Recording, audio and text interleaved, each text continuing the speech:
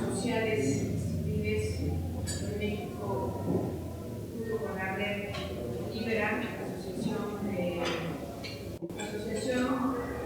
Nombres, Números contra las Mafias. Realizamos hace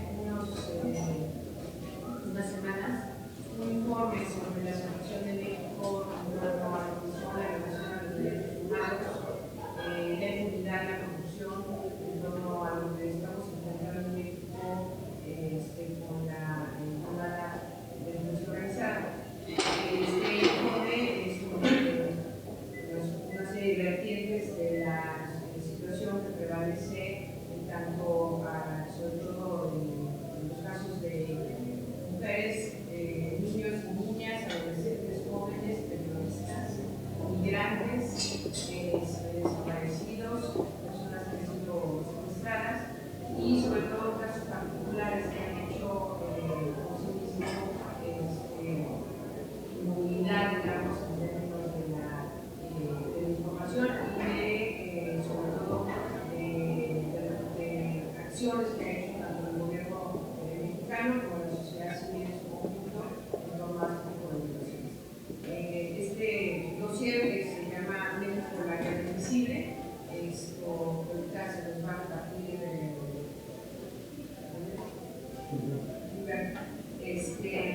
este dossier contiene información tanto del gobierno mexicano como del gobierno, del gobierno mexicano como de los gobiernos estatales, federales, información que está cruzada con informes de las organizaciones sociales civiles de México que trabajan los temas de infancia y adolescencia como Causa Ciudadano, que trabajan los temas evidentemente de lo que ha sucedido con los periodistas en medio de esta guerra, que es periodistas de a pie. Sin Fronteras también participó, ellos junto con Hermanos en el Camino, en la albergue de migrantes de Ixtepec, Oaxaca, con el padre Solarinde, y en la Casa del Migrante de Saltillo, Fronteras y Justicia C, del padre Pantoja, tomaron el tema de migración. Comunicación e Información de la Mujer, CIMAC, también informó a través de un informe sobre la violencia contra mujeres periodistas y Católicas por el Derecho a Decidir, sobre todo en la parte que tiene que ver con los informes de la situación de las mujeres en México. RIC Intervención Social, Incidir Social, también formó parte de este dossier, y encabezado por su servidora, directora del Instituto de Acción Ciudadana de Cruz, junto con el doctor Buscaglia, la periodista Anabel Hernández, el periodista José Reveles, la periodista Luz del Carmen Sosa, Pietro Amelio, el licenciado Olimpia Flores, y un grupo de ciudadanos italianos que forman parte de la red Libera. Estamos dando esta información junto con toda una serie de más organizaciones que están en Italia. Hace 8 días lanzaron la campaña México por la Paz, la que dota de elementos con este dossier para informar no solamente a la comunidad italiana, sino a la comunidad europea sobre los acontecimientos que suceden en México y de cara al nuevo gobierno mexicano. En tanto que las repercusiones de lo que sucede aquí en México no son solamente al interior de nuestro país, sino que están repercutiendo en distintas ciudades o regiones del mundo, la red Libera se colocó esta campaña donde están difundiendo en toda Europa lo que está sucediendo aquí.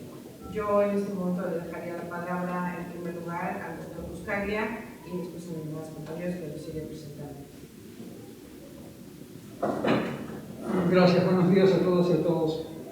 Acabo de llegar de la noche de Argentina y Uruguay, donde he estado conversando con funcionarios de esos países, debido al hecho de que los grupos de empresas criminales mexicanas tienen bases logísticas en esos países de compra-venta de seres humanos.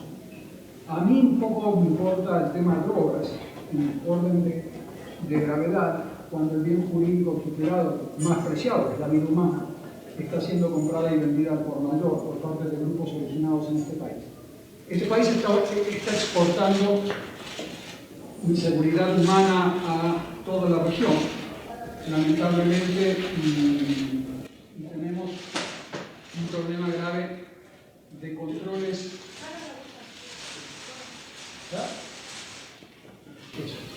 Tenemos un problema de controles de la bolsa más ruidosa que dice. Y tenemos un problema de controles judiciales, de controles patrimoniales, de controles de prevención social en México. Vamos a dejar que saquen todas esas cosas de la bolsa porque si no el sonido queda de eso. Vamos, sácalo. Ahí. Acá un poco.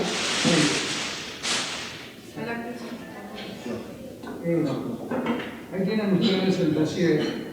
Pero les voy a hablar un poquito de dónde se origina ese dossier para que tengamos una idea del origen de los datos y para que ustedes a partir de ahí puedan proyectar descripciones y análisis. El periodismo mexicano se distingue por su análisis de este tema que es mucho más sofisticado que lo que se observa en toda la región. Entonces yo espero que esto sea solamente el punto de partida, esa descripción de violencia que tienen ustedes en esa carpeta. Lo que ven ustedes ahí es una descripción de la violencia diversificada que está sufriendo México y que se está exportando a la región. Cuando uno va a la Argentina y a Uruguay se encuentra con bases logísticas, como les decía, de grupos criminales mexicanos.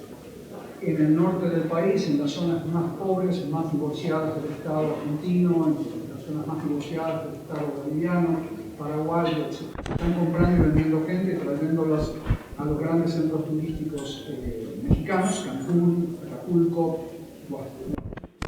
Huatulco, ustedes sabrán los otros, y esta gente está siendo explotada sexualmente, laboralmente en este gran país, que se distinguía hace años por ser una fuente de mejores prácticas internacionales en materia laboral, en materia social. La Revolución Mexicana fue inspiración de muchas revoluciones en todo el mundo y hoy nos encontramos como un país que se caracteriza por exportar empresas criminales al resto del planeta. Eso implica una enorme inseguridad humana para la región y para México, obviamente, que es nuestro foco de atención hoy. Inseguridad humana quiere decir inseguridad física, cuando tú sales a la calle, inseguridad patrimonial, cuando abres tu computadora y quieres realizar una transacción bancaria o cuando quieres encontrar un trabajo donde no se te explote.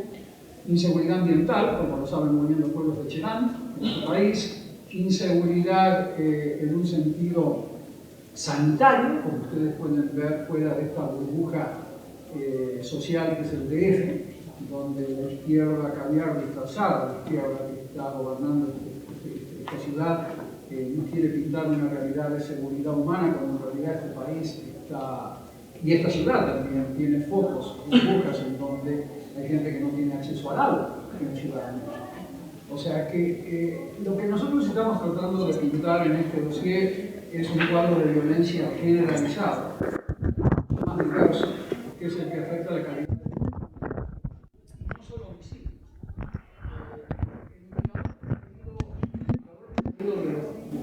De los pistoleros disfrazados mexicanos es el homicidio.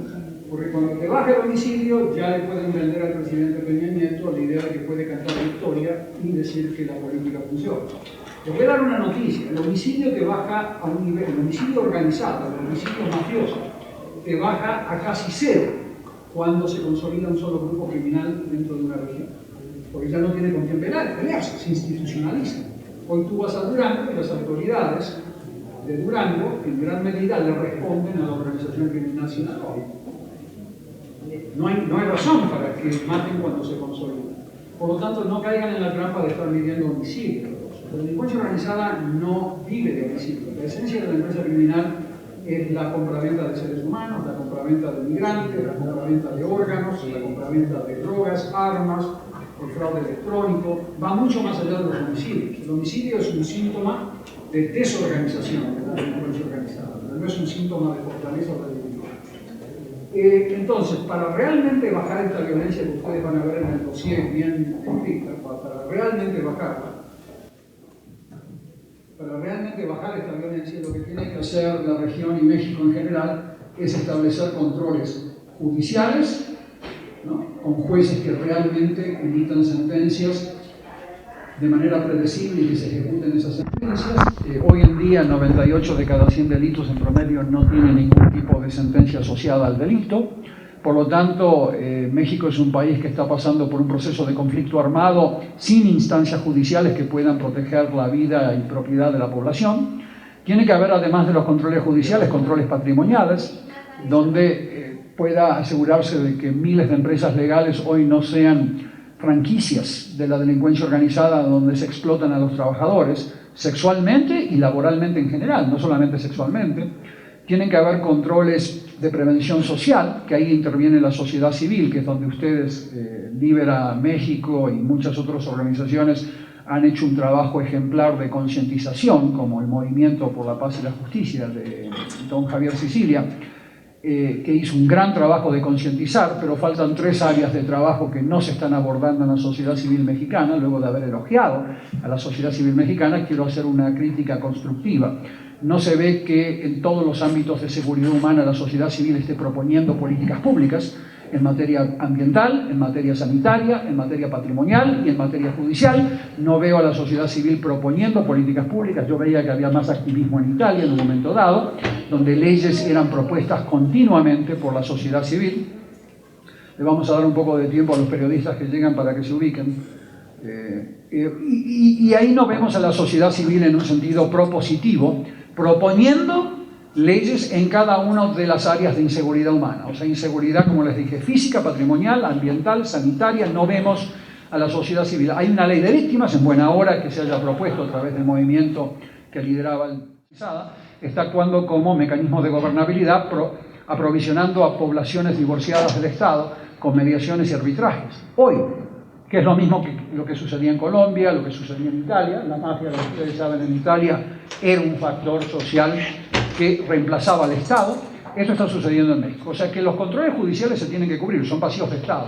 Los controles patrimoniales, como les dije también, o sea, la ley, la reforma laboral mexicana es una entrega no solamente a los intereses empresariales mafiosos de este país, sino a las empresas criminales que están explotando a estos trabajadores en todo el país que no tienen acceso a los mercados laborales formales.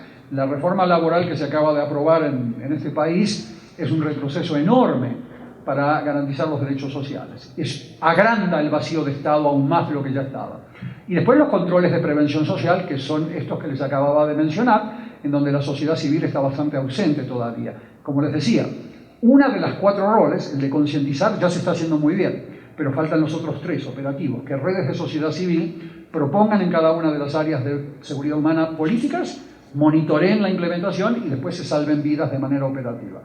Si eso se comienza a realizar, estos dossiers, que les vamos a ir dando actualizados a medida que pasa el tiempo, van a ir mostrando disminuciones en la violencia de una manera mucho más predecible y violencia en un sentido integral como les describí antes.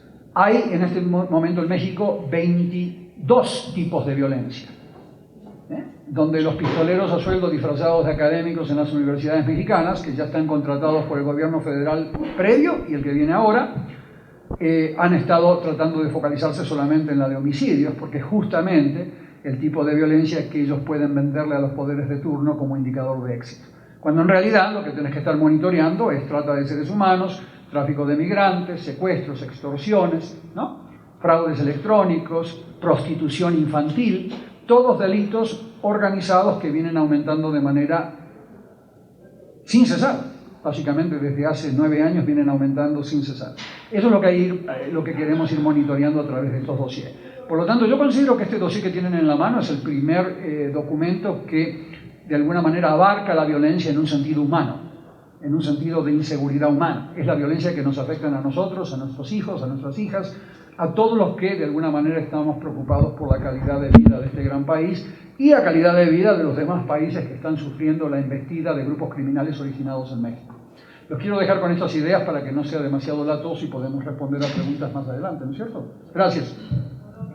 Sí, a continuación está nuestra compañera Daniela Pastrana, a la cual queremos agradecerle mucho la participación y la colaboración que hicieron para retomar precisamente el conteo que se lleva y la evaluación sobre los casos de violaciones a los derechos humanos contra los periodistas que al realizar su trabajo para podernos informar de manera fehaciente lo que sucede en México, pues han estado sometidos no solamente a los vaivenes del gobierno en términos de no responder a las demandas de justicia y de no a la impunidad sobre los casos de desapariciones y homicidios, sino además pues todo el tiempo se ven en el riesgo de hasta perder la vida, como está sucediendo hoy. Uno de los países como México, donde se dice que sin estar en conflicto armado declarado, los periodistas pierden la vida por su trabajo. Con ustedes, Adriana Pastrana. Gracias. Yo nada más quiero exponer un pequeño diagnóstico que es el que aportamos desde periodistas de a pie a este informe, y que tiene que ver con una idea central, que es, si bien la violencia que provocan los grupos, las bandas de delincuencia organizada pueden ser quizá la más llamativa, porque es de la más impactante quizá, nosotros partimos de la idea de que es una violencia que se genera a partir del propio Estado, de las condiciones de trabajo y de las condiciones en general de desarrollo de los propios periodistas, y esa es la idea que quisiera un poco desarrollar brevemente y decirles. En estas últimas 2 décadas la cifra que tenemos más baja de periodistas asesinados es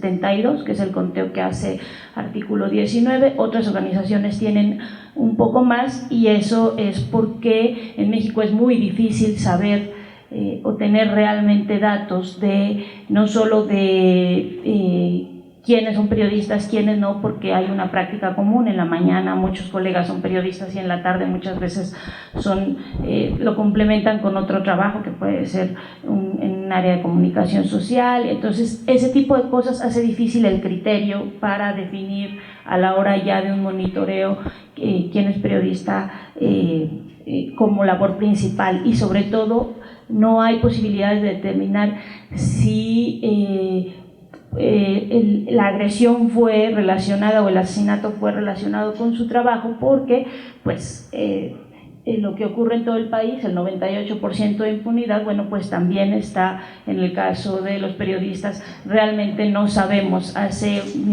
muy poco, en un libro colectivo que hicimos periodistas tratando de recuperar las historias de estos periodistas, un colega de El Salvador, Carlos Dada, escribía sobre el periodista que le tocó, que a él lo mataron los mismos que a la mayoría de los periodistas en México, que son los desconocidos o unos desconocidos, porque así están los informes, son unos desconocidos los que mataron, los que desaparecieron, que es una modalidad pues de ataques a periodistas que no conocíamos en México antes de 2003. Y los que incendian, o sea, siempre terminan siendo desconocidos, ¿no? Entonces, pero lo que queda invisible ante la terrible forma de agresión de algunos casos es que más de la mitad de las agresiones son hechas por agentes del Estado, ¿no?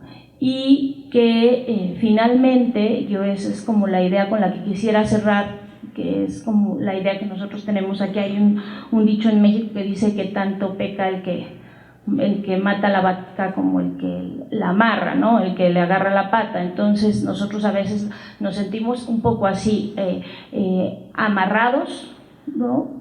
por los gobiernos, por los dueños de los medios, en unas condiciones de trabajo realmente sin ninguna garantía. Y bueno, pues en esas condiciones es muy fácil que cualquier grupo criminal te agreda, porque no tenemos ningún tipo de protección de nada, ni de los dueños de los medios, ni de las instituciones del Estado, que tendrían que, pues, de algún modo garantizar que hubiera un ejercicio de periodismo libre, si quisiéramos tener un país con aspiraciones democráticas. Entonces yo con esa idea es con la que quisiera quedarme, que creo que es como la parte central del análisis que nosotros hacemos, ¿no? Parte del informe que nosotros recabamos de hace unas semanas, el INEGI planteaba que había una cifra de alrededor de 116,000 homicidios de personas del año 2005 a julio del 2012.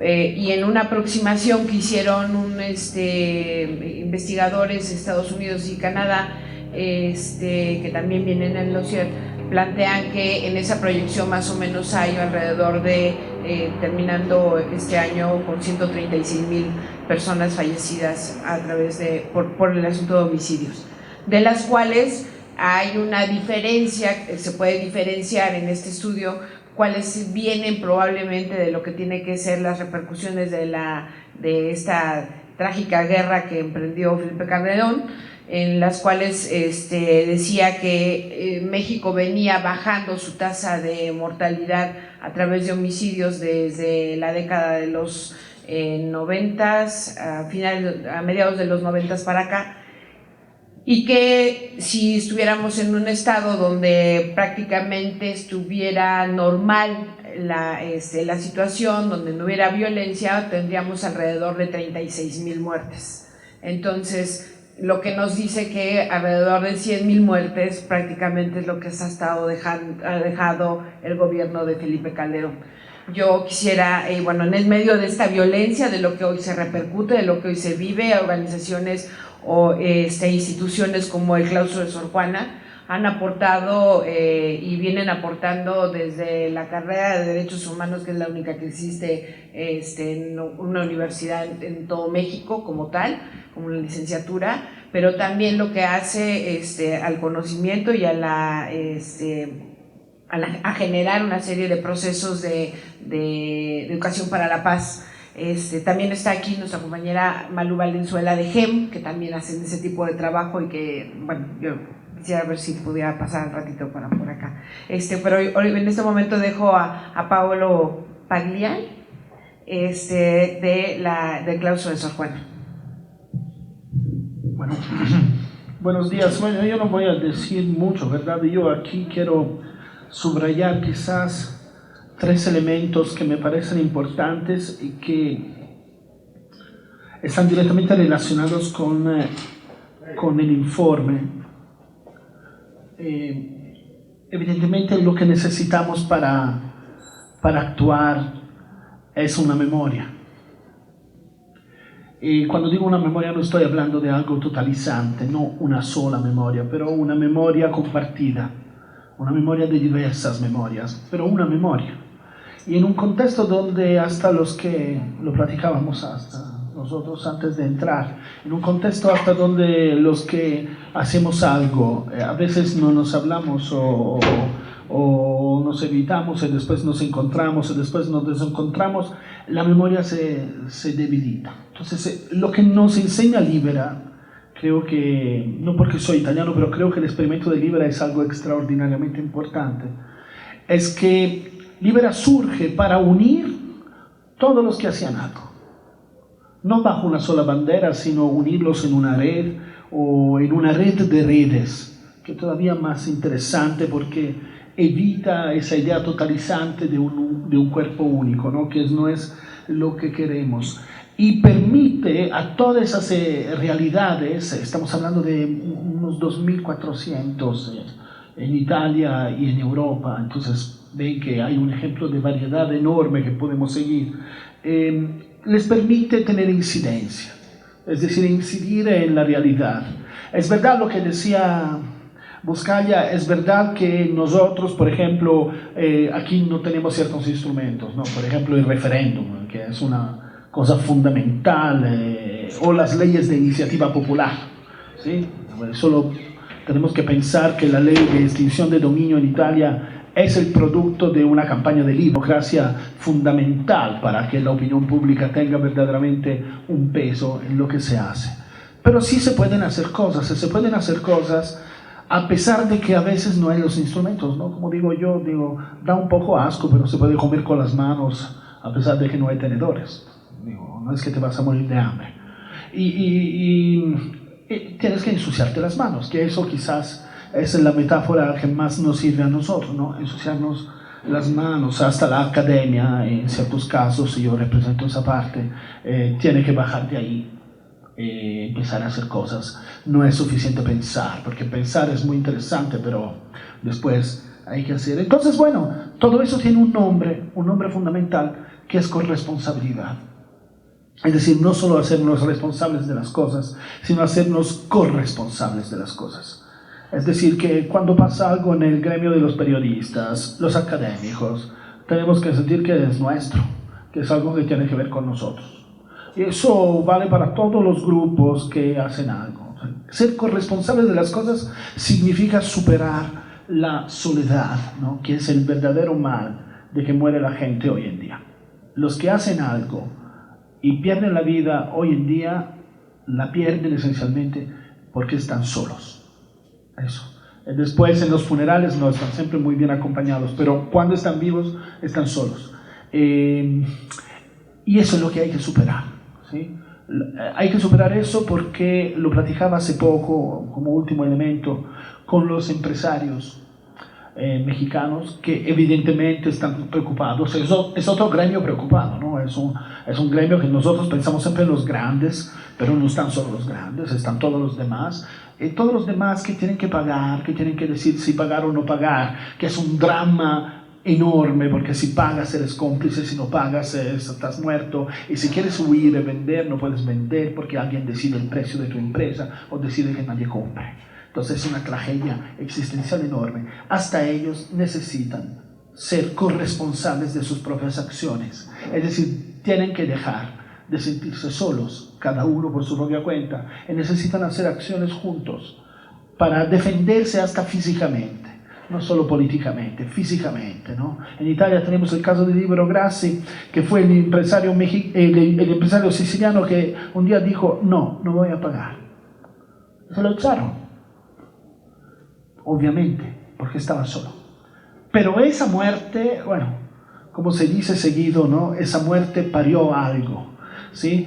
Parió que todos los demás entendieran que tenían que hacer un reglamento interno a su propia cámara de empresarios, donde si pagabas, no estabas. Bueno, fue una revolución. No porque la gente de repente dejó de pagar, porque es evidente que no funciona así, sino porque se asentó un elemento fundamental. Pagar te deja afuera. Y lo eligieron todos juntos. No hubo muchos muertos más en el mundo de los empresarios sicilianos, porque frente al número, hasta el crimen organizado se para. Es la soledad que mata. Entonces las redes hasta de discusiones, de diferencias, producen justamente ese resultado extraordinario. Muchas gracias, Paolo. Sí, en efecto, hacer de la solidaridad en medio de la campaña México por la Paz que lanzó Libera la semana pasada, que hoy, por cierto, estamos tratando de conectarnos con ellos, con Stefano Fumarulo de Libera en Italia, a ver si ahorita podemos armarlo. Nos decía que el embajador de México en Italia les había llamado hoy por la mañana para preguntarle a nuestro compañero Toño Del Olio, quien es el encargado de Libera Internacional, que quería saber de qué se trataba el asunto de la campaña que iban a lanzar, y pues apenas el señor embajador de México en Italia se enteró apenas hoy que estamos sacando aquí la campaña, de que hay una campaña en Italia y en Europa diciendo y denunciando la violación a derechos humanos que se está haciendo hoy, que no sabemos dónde andaba el embajador, porque pues debió de haberse enterado desde hace 8 días precisamente que se lanzó la campaña, y no apenas hoy que la estamos anunciando aquí en México, pero que como consecuencia de eso están solicitando información, y como parte de las actividades de esta campaña, nosotros aquí en México y en Italia, junto con organizaciones, vamos a emprender un llamamiento que también viene en las 3 últimas páginas del dossier, donde estamos generando un llamamiento a las autoridades, a las no solamente mexicanas, sino también europeas, a la sociedad civil mexicana, y al presidente Enrique Peña Nieto sobre los quehaceres y la importancia de que hay que coordinarse y hay que armar una serie de acciones y actividades que en el conjunto de los países que han firmado y ratificado convenciones internacionales como la de contra la corrupción, como la de la delincuencia organizada, convenciones de derechos humanos, pues puedan generar una serie de colaboraciones que realmente vayan transformando, sobre todo en el aspecto que tiene que ver con la corrupción. Y en ese tema que es especialista nuestra compañera Anabel Hernández, quien participó muy intensamente también en la formación de esta iniciativa, le cedo la palabra. Bueno, buenos días.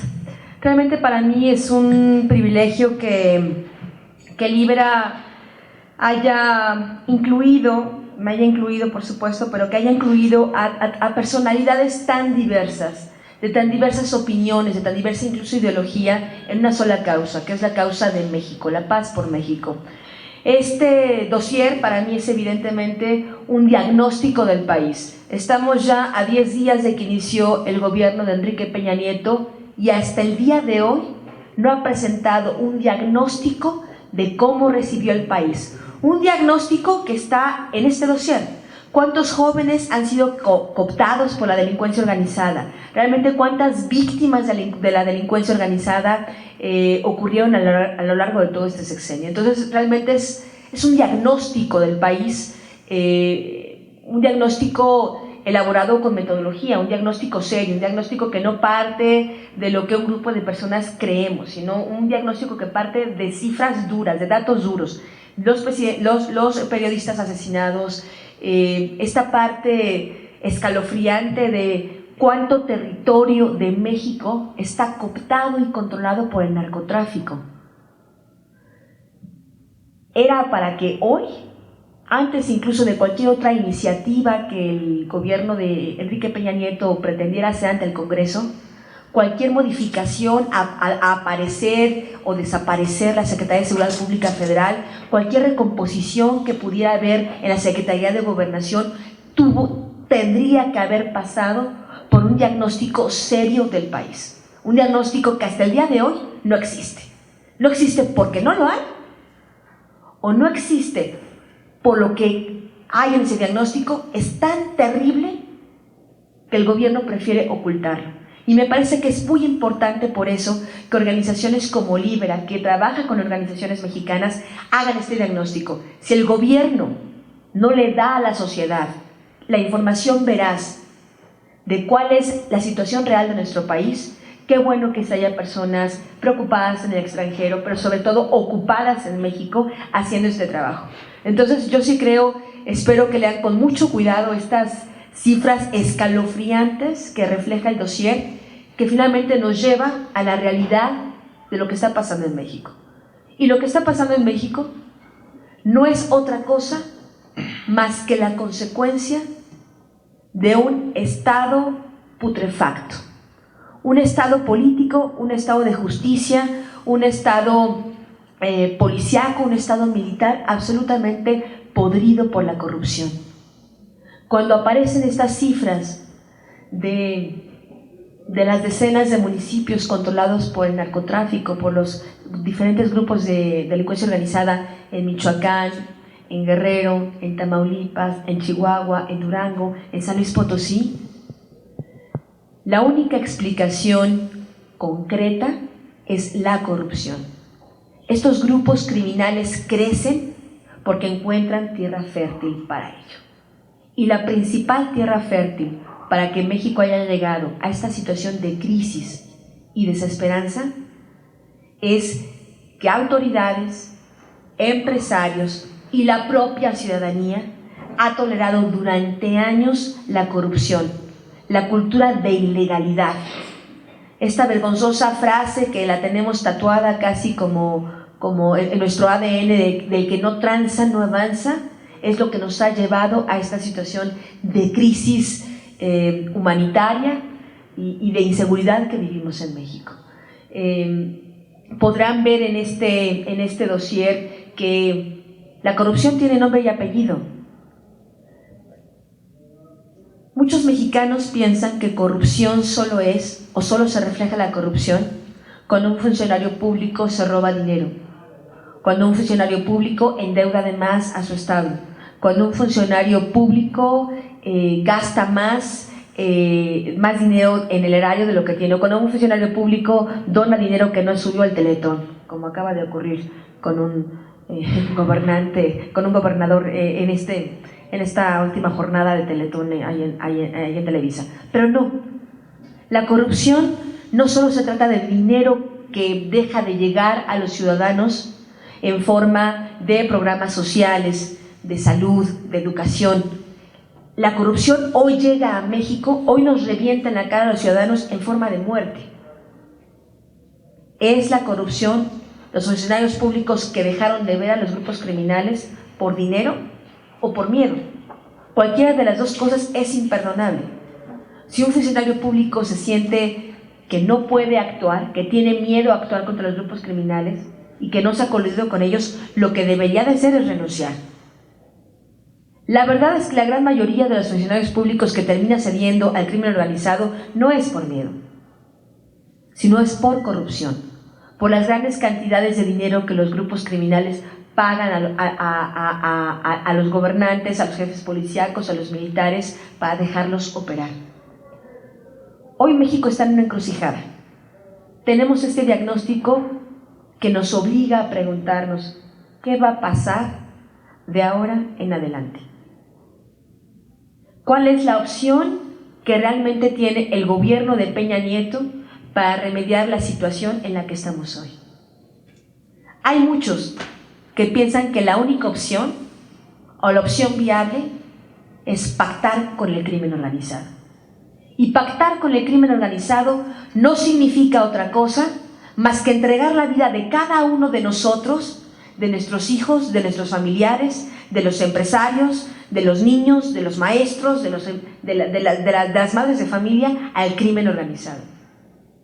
Y seguirnos convirtiendo o ser de manera perpetua las reses, las vacas que estos delincuentes ordeñan. Los viejos pactos del PRI con la delincuencia organizada, los cuales se perpetuaron de diferentes maneras, pero finalmente se mantuvieron en los gobiernos del PAN. Hoy que el PRI vuelve a ser poder, esa solución, esa mágica solución es inviable. Porque, como lo dice el dossier, hoy no solo tenemos a estos grandes cárteles de la droga en esta guerra territorial por México, también hay cientos de células criminales que se disputan palmo a palmo el territorio nacional, calle por calle, colonia por colonia, municipio por municipio. Se disputan a las personas, se disputan el derecho a venderles drogas, se disputan el derecho a extorsionarlas, se disputan el derecho a la prostitución, se disputan el derecho a traficar incluso hasta con los servicios públicos. Hay historias documentadas en Michoacán donde es la delincuencia organizada la que es como una especie de policía privada. Llega a los municipios y va cobrando el impuesto por la protección, por la seguridad. Son los policías, es la delincuencia organizada, los policías de las colonias. Por supuesto, es una extorsión, porque si el ciudadano no paga, así sea con una vaca o con un pollo, o con 5 pesos o con 10 pesos, porque aquí no solo se extorsiona a los ricos, también hay una gran extorsión, un gran nivel de extorsión a la gente miserable, a la gente que apenas tiene que comer, también a ellos se les extorsiona. Entonces estamos hablando de que existen estas células criminales que están en todo el país, a las que el gobierno no puede sentar a negociar con la misma facilidad con las que puede sentar a negociar a los jefes de los cárteles de la droga. Pero además empiezan a surgir una serie de grupos de mercenarios que no pertenecen ni a las células criminales ni a los grandes cárteles, que son absolutamente independientes, que controlan ellos su propio destino, su propio negocio del crimen, que se contratan un día para el cártel de Sinaloa, otro día para el cártel de Juárez, otro día para los Zetas, y no tienen ninguna restricción, ningún control por parte del gobierno. Entonces, realmente esta campaña que está haciendo Libera viene a llenar un profundo vacío que ha dejado no solo el gobierno anterior, sino que está comenzando a abrir este gobierno, que hasta este día nos ha dado un diagnóstico de en qué situación recibe el país. Finalmente, esta campaña de Libera es una convocatoria a la sociedad mexicana a una cultura de legalidad. Cuando ustedes lean el dossier línea por línea, finalmente el mensaje es ese, el mensaje a la sociedad mexicana, el mensaje de las redes sociales que van a implementar esta campaña es una cultura de legalidad. Solo con la cultura de legalidad se puede romper esta espiral de violencia y de corrupción. Solo con una cultura de legalidad, que cada ciudadano haga lo que le corresponda de manera correcta y a su vez que cada ciudadano le obligue a las autoridades a cumplir con su rol de autoridad, no de criminales. Gracias. Gracias, Anabel. Ahora sí está Estefano en la línea. No, pero no sé si ¿lo oye? Sí, muchas gracias. Buenos días a todas y todos y gracias por haberme permitido intervenir desde Italia. Yo soy el referente de Libera para México en Italia y represento a Don Ciotti y al Tonio Dell'Olio. Don Ciotti es el presidente de Libera y Tonio Dell'Olio es el responsable del sector internacional de Libera. Libera es una red de más de 1.500 asociaciones que se han unido en la lucha social contra la delincuencia organizada. Como todos ustedes saben, en Italia tenemos la mafia más antigua del mundo, sin embargo hemos creado también el sistema de antimafia social más antiguo del mundo. Un sistema de antimafia social que nos ha permitido no solamente grandes avances a nivel legislativo, sino también en crear una presión sana hacia las instituciones y crear sistemas de alertas en cualquier momento sea necesario. Hemos decidido empezar con una campaña sobre lo que pasa en México, la campaña que se llama Pace per il México, México por la Paz, no como forma de crítica hacia los mexicanos o hacia México como país, sino como un acto de amor para un país que todos consideramos maravilloso, con una mayoría, la gran mayoría de gente que es honesta. Un país que desafortunadamente se ha enfrentado en los últimos 6 años en particular con un fracaso total a nivel legislativo, a nivel de decisiones estratégicas en la lucha contra la delincuencia organizada, políticas que en Italia hemos vivido también, y es por esta razón que nos hemos convencido de la necesidad no solamente de empezar una campaña, sino de escribir un dossier. El informe que hemos escrito y que espero puedan leer todos y difundir mucho, es un informe que se basa con una necesidad que tenemos en Italia y en Europa en particular, de los números que ustedes conocen porque viven diario en su vida, números que no atañen solamente con los homicidios.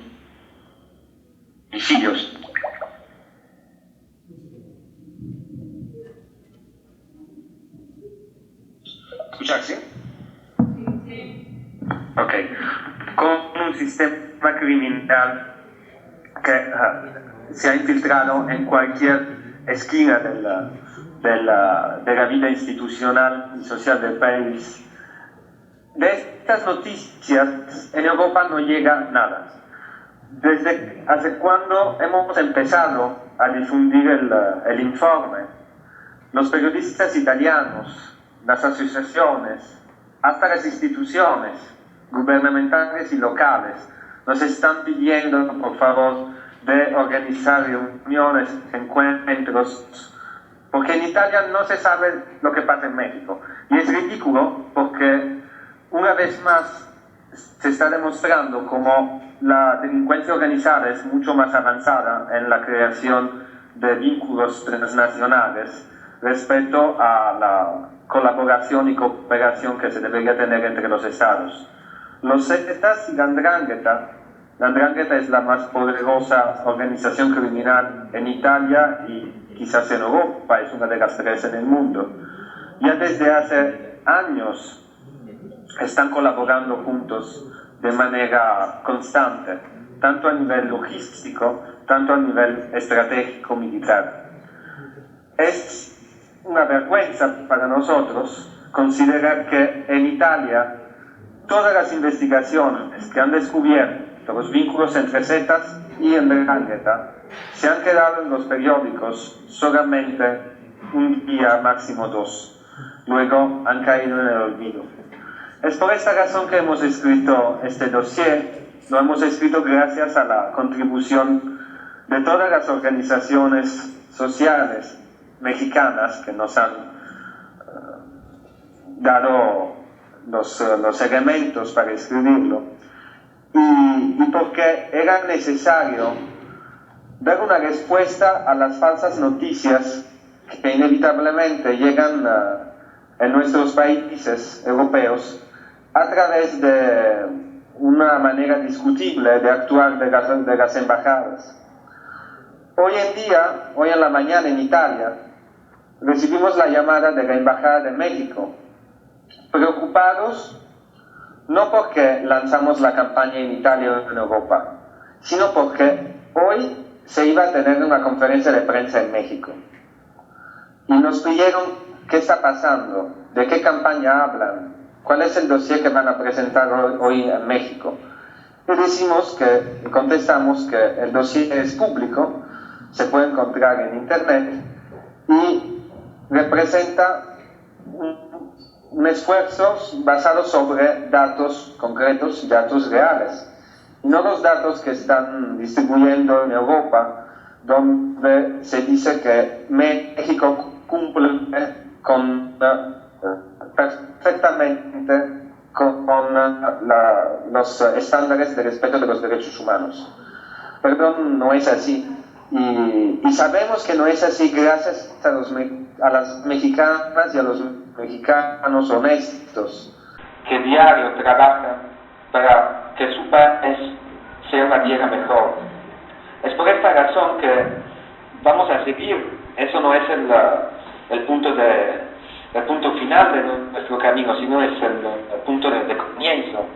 Ahora vamos a comenzar esa actividad de colaboración estrecha que va a durar por lo menos un año. Hemos lanzado un llamamiento que esperamos empiece a difundir en México también, como ya está empezando a difundirse en Italia y en Europa. Tenemos ya muchas adhesiones desde operadores sociales, desde ciudadanos, desde representantes institucionales, desde fiscales y jueces. Y es un camino que va a tener como objetivo principal la posibilidad que también en México se llegue a un punto en el cual el Estado pueda garantizar verdad y justicia, verdad de los hechos y acceso a la justicia. Libera entre sus actividades, promueve una red de familiares de víctimas inocentes de mafia. Estamos hablando de números muy pequeños comparados a los números mexicanos. Tenemos 700 familiares, los familiares de 700 víctimas inocentes que se reúnen cada mes, cada semana, y todos juntos, una vez al año, para marchar y para solicitar siempre el acceso a la justicia. Sabemos que en México esto no pasa. Hay víctimas inocentes de primera, pocas, las más ricas, las más políticamente y mediáticamente interesantes, y hay una gran mayoría de familiares de víctimas inocentes que no solamente no tienen acceso a la justicia, sino que se vuelven en víctimas inocentes ellos también, como el caso de Nepomuceno. Esto es algo que no podemos permitir y queremos compartir nuestra experiencia con las organizaciones sociales mexicanas, con los ciudadanos mexicanos, con los familiares de víctimas mexicanas, así como haremos a final de abril durante una misión que tendremos ahí 10 días en México, justamente para encontrar los operadores sociales, los familiares de víctimas, los periodistas, y no solamente expresar nuestros sentimientos de cercanía, sino para encontrar juntos medidas y herramientas que puedan ayudarlos. Y otra cosa bastante importante que quiero subrayar es relacionada con la política que esperamos todos el nuevo gobierno pueda empezar a actuar. El problema no es solamente reducir el número de homicidios. Hemos aprendido en Italia, en base a nuestra experiencia desafortunadamente de 300 años de delincuencia organizada, que cuando no hay muertos no significa que no hay delincuencia organizada. Nosotros hablamos de pax mafiosa, de paz entre dos grupos criminales organizados. Cuando no hay necesidad de matar, cuando no hay necesidad de disparar, cuando no hay necesidad de actos de violencia, significa que pedazos del Estado están pactando con la delincuencia organizada. Así que les pido por favor a todas y todos de estar en un estatus de alerta, porque una eventual reducción del número de homicidios no significaría automáticamente que se están actuando políticas en contra de la delincuencia organizada que sean eficientes y eficaces. Para ser eficientes y eficaces, el Estado mexicano debería garantizar primero los derechos humanos, segundo el derecho de acceso a la justicia, tercero debería implementar un sistema de prevención social adecuado a los estándares internacionales. Se debería crear un sistema de inteligencia financiera que permita golpear a los patrimonios de la delincuencia organizada. Aplicar una ley de confiscación de bienes y reutilización de los bienes confiscados que sea obviamente aplicable en el Estado mexicano, pero parecida a otras experiencias que hemos tenido en Italia, que hemos tenido en Serbia, que hemos tenido en Colombia, donde los bienes son verdaderamente confiscados y reutilizados socialmente. El Estado mexicano debería cumplir con las convenciones internacionales, en particular la Convención de Palermo y la Convención de Viena. Y regresando al tema de los derechos humanos,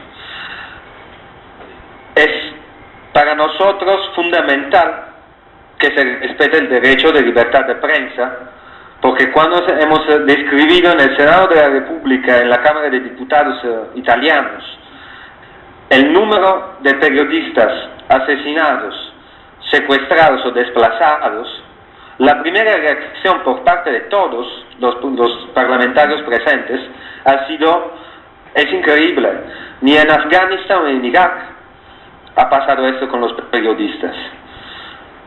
Luego hemos tenido la visita de algunos compañeros y compañeras mexicanos, tanto de Claudia Cruz y de Anabel Hernández, sino también de Padre Solalinde, y en este periodo de Carlos Cruz, que todos ustedes conocen. Esto ha permitido romper el silencio sobre México, pero ha aumentado las expectativas de la sociedad civil italiana hacia lo que se puede hacer para estar juntos y ayudar concretamente a los a las hermanas y a los hermanos mexicanos. Y es lo que esperamos poder hacer a través de esta campaña y a través de la difusión de este dossier que hemos presentado hace una semana en Italia. Hoy estamos presentando ahí en México. No sé si se ha escuchado todo bien y les pido perdón por mi español. Y obviamente si hay preguntas estoy a su total disposición. Sí.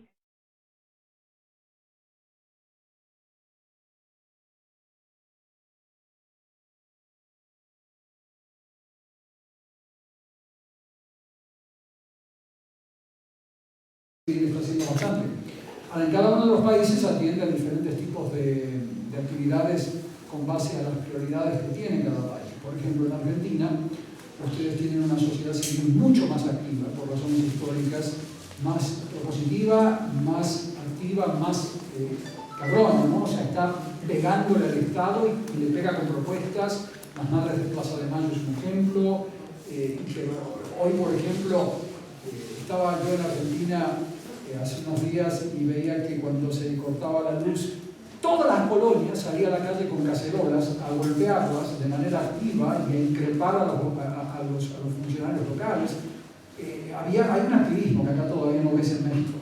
Por lo tanto, el tipo de trabajo que hacen ellos en Argentina es un trabajo con sociedad civil ligado a derechos humanos, pero digamos que no se focaliza tanto en dossiers de homicidios, dossiers de violencia, porque Argentina no está sufriendo un conflicto armado de proporciones históricas como el que está sufriendo México. Tiene otro tipo de problemas Argentina. O sea que tenemos que, cada país hay que adaptarse a la situación que tiene. O sea, en Argentina hay problemas de trata de seres humanos, por ejemplo, donde están comprando y vendiendo menores de edad y vendiéndolos en Cancún o en Acapulco. Entonces estamos concentrándonos más en ese tipo de situación. Yo soy el presidente del Instituto de Acción Ciudadana, donde trabaja también Claudia, y mis actividades académicas hacen que yo tenga operativas en 67 países del mundo.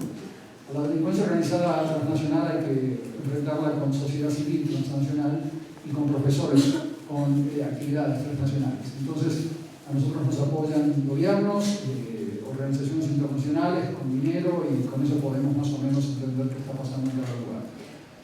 Apoyo lo que dijo Anabel, apoyo lo que dijeron todos. Tenemos una total coincidencia. Con diferentes palabras hemos señalado el hecho de que México tiene un conflicto armado de proporciones históricas. Tiene actores estatales y no estatales enfrentándose de manera belicosa con una población civil indefensa, en donde 44 de los 58 derechos humanos que están plasmados en convenciones ONU están siendo violados sistemáticamente por el Estado, por acción o por omisión. Cuando el presidente Calderón, o el expresidente Calderón, menos mal, dijo que el Estado no viola los derechos humanos, que son los Zetas, él tiene que volver a la escuela de Derecho, donde salió, y estudiar que la jurisprudencia internacional indica que el Estado tiene la obligación no solo de respetar, sino de proteger de que ningún otro actor estatal o no estatal te viole tus derechos humanos. O sea que sigue siendo responsable el Estado por más que violen los derechos humanos los Zetas. 44 de los 58 derechos humanos están violados. Para cada uno de esos derechos humanos hay políticas públicas que hay que implementar, medidas, acciones. Y es ahí donde la sociedad civil tiene que estar activa, comunitaria, que tú mencionaste un ejemplo, en donde la sociedad civil italiana, a través de Libera, propone continuamente medidas. La sociedad civil argentina propone. Argentina tiene 1000 problemas, pero ese no. La sociedad civil argentina es internacionalmente conocida por ser activa. Lleva juicio a militares, lleva juicio a funcionarios, llevan cámaras la sociedad civil argentina en sus interacciones con el Estado, acá un brochecito, para grabar continuamente la interacción con funcionarios corruptos. Y después hay una red, ellos nunca trabajan como personas, ni como Anabel, ni como Edgardo individual, trabajan como redes, anónimamente se presentan como miles. Entonces eso los protege. Cuando te dejan aislado, como decía muy bien mi amigo aquí, te asesinan. La única razón que yo no estoy asesinado es que no estoy aislado, estoy trabajando en red internacional. Entonces les pido que consideren eso como una propuesta también. Bueno, además, si me permites comentar, es evidente cuando usted tenga la oportunidad de leer el dossier y todas las cifras documentadas que están en él, va a entender por qué en México y no otro país. Libera es una organización que nace por la lucha antimafia. Y hoy el principal estado en el mundo, ejemplo de la cooptación mafiosa, es México. No hay ningún otro ejemplo hoy en día como México de la violencia y penetración del crimen organizado, de la mafia. El desastre social ocurrido en México es lo que hace que organizaciones como Libre pongan su ojo en México. Pero además hay que decirlo, yo en los últimos meses he dado varias conferencias anticorrupción en Perú, en España, en Francia, y México está siendo el foco de atención del mundo entero, no solo de Libra. Lo que ha ocurrido en México es un desastre. El periódico Le Monde lo llama hecatombe, por el nivel de homicidios y de impunidad, de violencia y de corrupción que impera en México. Por eso Libra optó por hacer este programa, esta campaña en México. Sí, muchas gracias. Yo soy la referente de Libra en México y en efectos la campaña se realiza en tanto que, como bien dice Anabel, somos el ejemplo de la expulsión de la delincuencia, de cómo se trafica con seres humanos, cómo mujeres desde Argentina, Bolivia, Guatemala, Italia, Rusia están llegando aquí a México están siendo traficadas. Estamos como el cártel de Sinaloa o los Zetas están llegando allá a Italia mismo o a Alemania vendiendo drogas. Eso es lo que nos llamó, digamos, a hacer juntos este dossier y bajar esta información en la oportunidad de la entrada del nuevo gobierno del presidente Peña Nieto.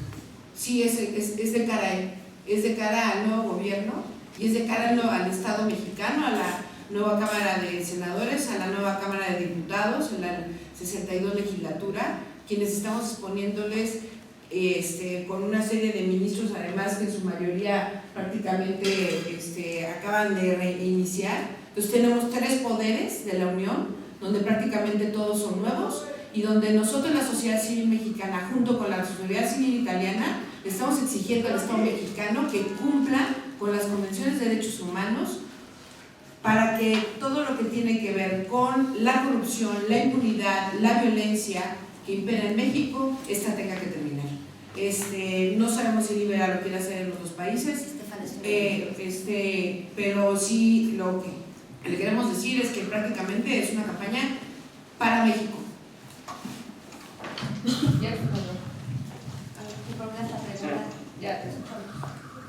Pregunta.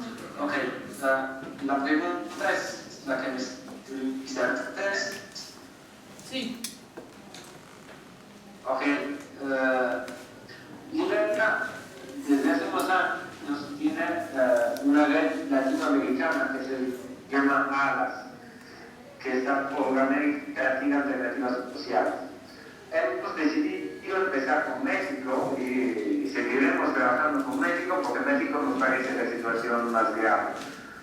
Los carteles mexicanos, como demuestran los estudios de Carlos Buscalia, cumplen 22 delitos de la Convención de Palermo y hay 43 países del mundo, entre los cuales hay muchos de Europa.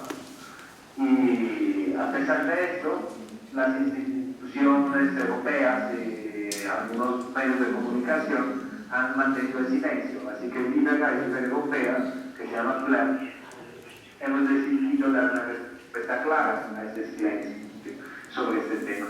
Y de la misma manera, como les decía antes, con esta campaña vamos a fortalecer la colaboración con periodistas mexicanos, con familiares de víctimas mexicanos, con organizaciones sociales civiles mexicanas, con los cuales queremos compartir las respectivas experiencias y encontrar soluciones y propuestas que se puedan presentar ante el gobierno y el Congreso mexicano. Y también ante otros organismos internacionales.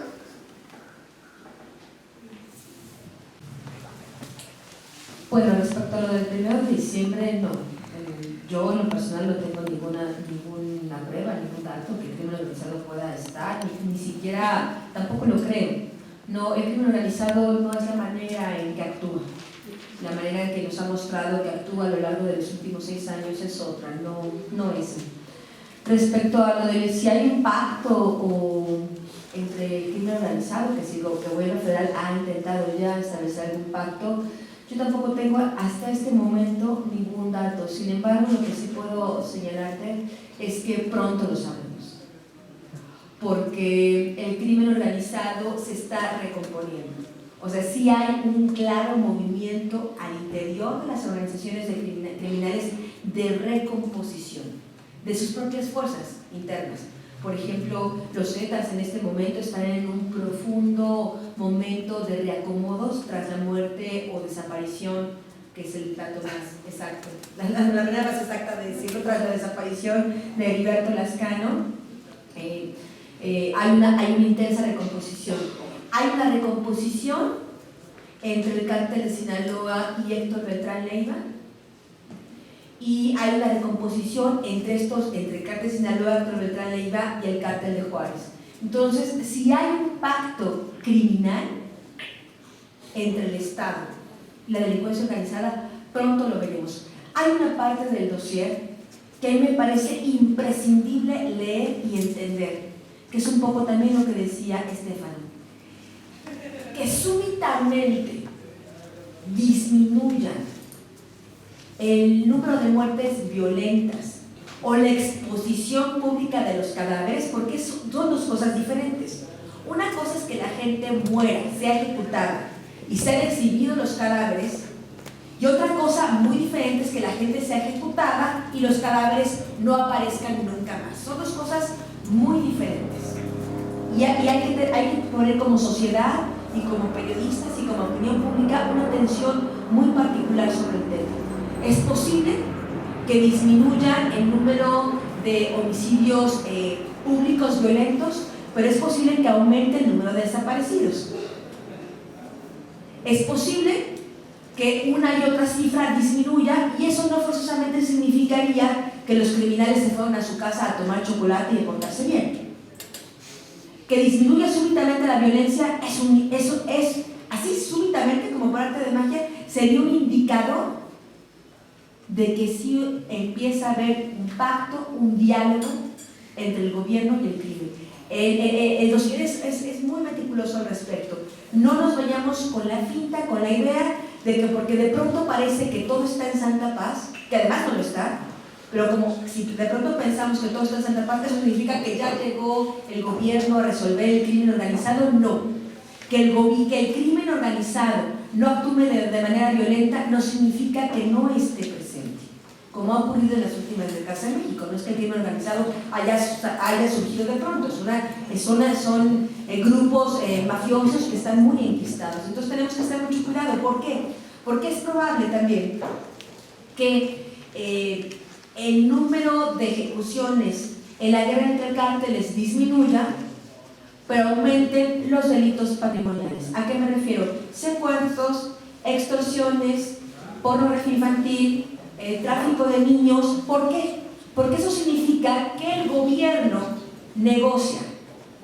No mates más gente, pero sigue actuando de manera criminal impunemente. Y eso sería otro indicador. Entonces me parece que es prematuro todavía decir que hay un pacto, pero pronto habrá indicadores, se verán públicamente, se sentirán si empieza a ver. Bueno, nada más informarles que esta campaña en México, en el llamamiento estamos planteando que todas las organizaciones, personalidades puedan firmarlo. Quienes van a hacerse cargo es la Brigada Juvenil por la Paz, junto con otras organizaciones que hemos estado impulsando el dossier con esta campaña, y agradecerles a todas y todos su presencia. Muchas gracias.